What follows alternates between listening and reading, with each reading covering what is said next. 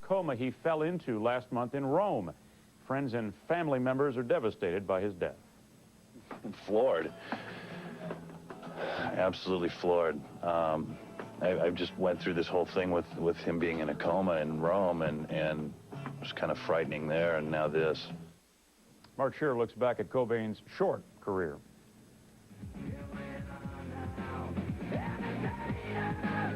As a teen in rural Aberdeen, Washington, Kurt Cobain told one writer he felt like his classmates thought he would explode one day. As it turned out, his band Nirvana exploded, from underground roots on independent releases to a major label debut that helped launch a musical movement centered around Seattle and a sound and style that became known as grunge. A month before that album came out, they were practically nobodies. A month after it came out, they were spokesmen for their generation. That 1991 album, Nevermind, shot to #1 and sold over 10 million copies. Cobain and bandmates Chris Novoselic and Dave Grohl were hauled into the mainstream they had studiously avoided. It was a rough ride with some self-inflicted bruises.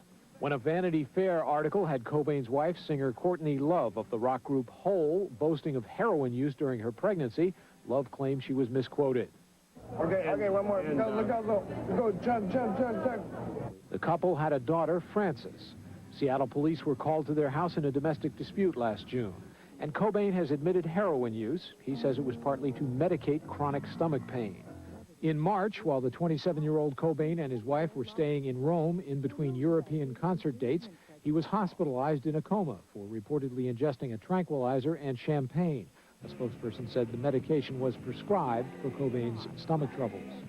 Nirvana's In Utero album, released in September of 1993, rang up sales of over 2 million.